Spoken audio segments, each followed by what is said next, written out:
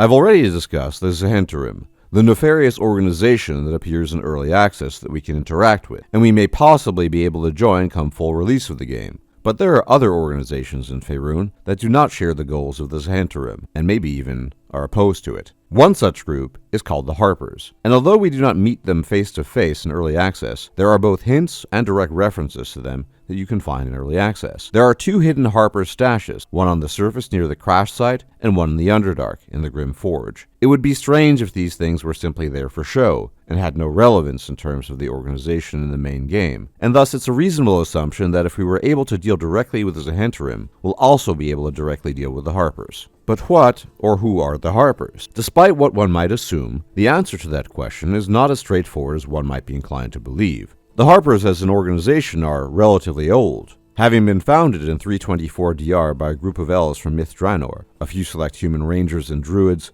and a young Elminster. Yes, that Elminster, the famous Archmage. And they were founded on the principles that still guide them today: fairness, integrity, and the maintenance of balance. Specifically, the idea that power corrupts, and that no one should gain too much power, and in the same vein, that no one should be absolutely powerless. Their symbol, a silver harp between the horns of a crescent moon, is based on an old family crest from that time. Despite officially existing during this period, they were not particularly well organized, and after this time, the Harpers underwent rapid attrition in pursuing their goals, and within a few centuries, they had been whittled down to but a few core members. As a consequence, Harper influence waned over the ensuing centuries, and was largely forgotten until a time that is referred to as the First Reformation. This event was far more significant than the initial founding. Almost 4 centuries later, in 720 DR, a group of druids, dryads, and elves met at a grove at dusk who had invited a large number of priests of different gods for the purposes of an important revelation.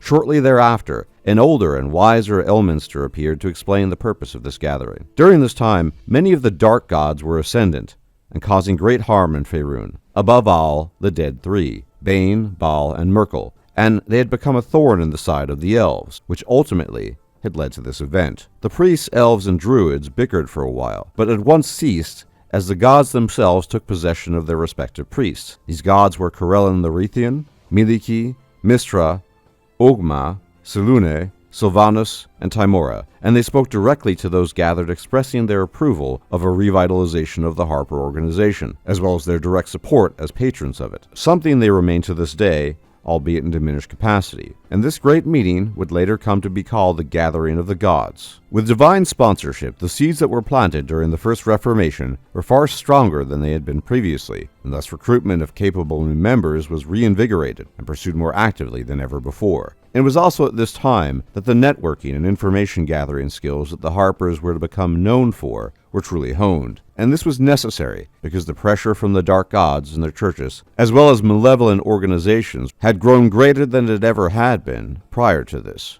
The Church of Bane, Myrkul, and the nation of Thay posed particular threats to the Harpers, as well as the rest of Faerun, and required constant monitoring. During this period, the Harpers developed good relationships with many churches, even those outside of the gods that were patrons of the Harpers, and would often use these churches as places to rest and recuperate between campaigns. And several centuries would pass again until yet another Harper Reformation took place, this time in 1022 DR.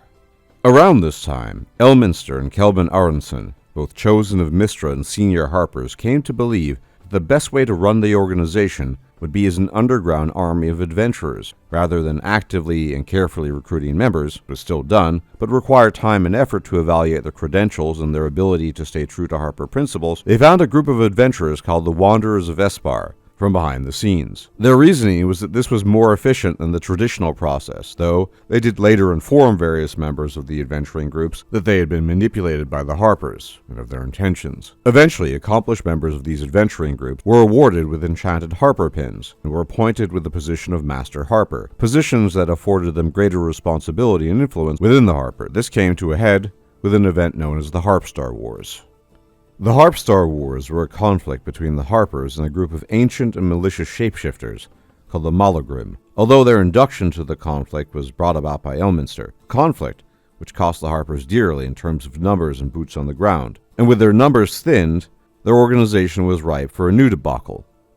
As mentioned, the Harpstar Wars had left the Harper ranks severely depleted, so much so that one Harper, a man named Rundorl Munsklan, thought that most of the senior Harpers had either died, had gone missing, or were otherwise MIA, and thinking this, he hatched his own plans for the Harpers. He sought to increase the political power of the Harpers and redirect it to himself by controlling the thrones from behind the scenes of many northern kingdoms. To accrue the power and influence to do so, he entered into an alliance that hitherto would have been unthinkable among Harper ranks.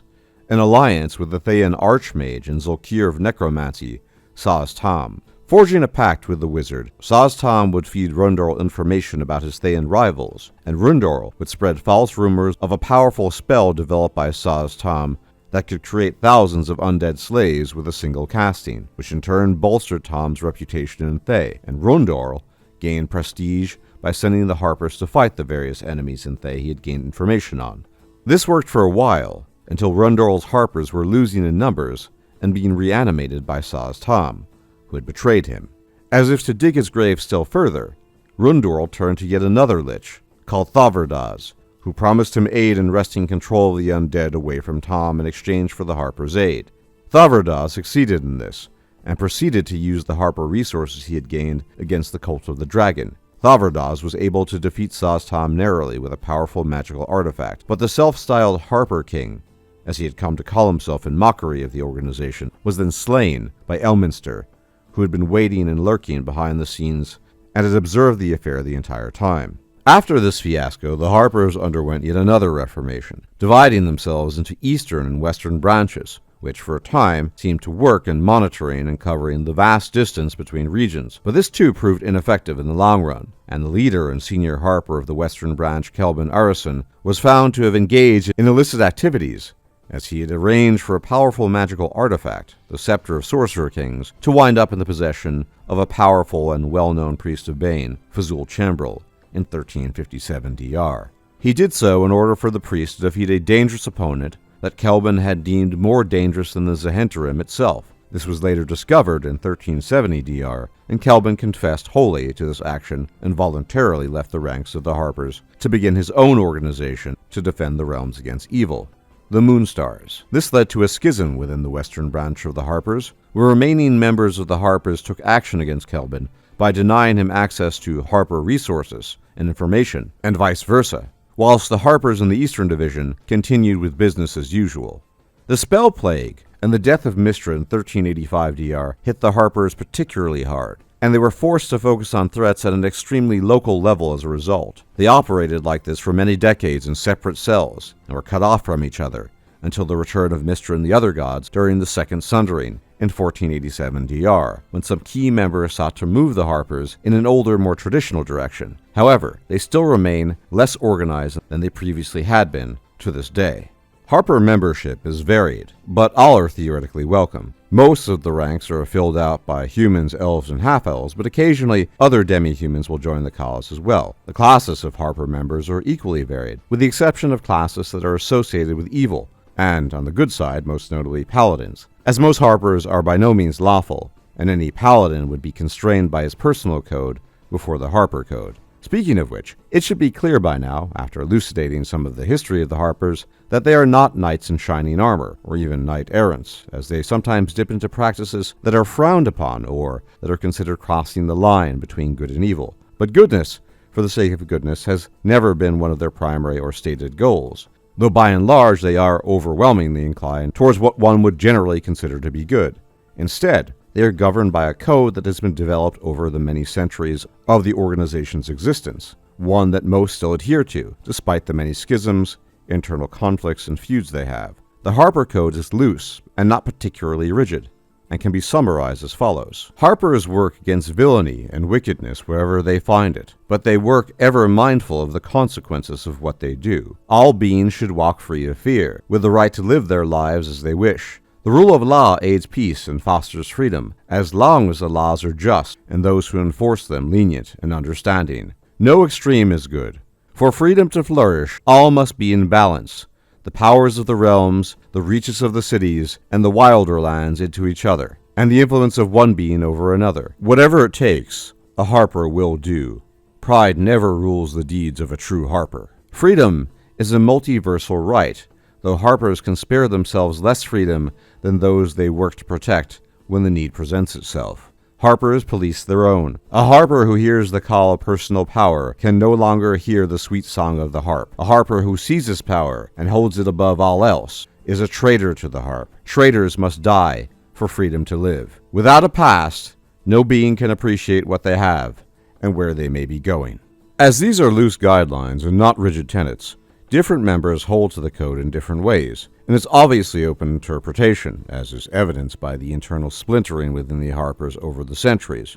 But in the most practical of terms, the Harpers exist to oppose evil entities and organizations such as the Cult of the Dragon, the Red Wizards of Thay, and perhaps most prominently, the Zhenterim, and to prevent them from gaining too much power and influence, and to act as a balancing force for the more benign forces of Faerun. That said, the Harpers are sometimes considered miscreants by governments and rulers of Faerun that are not explicitly evil because of their meddlesome nature.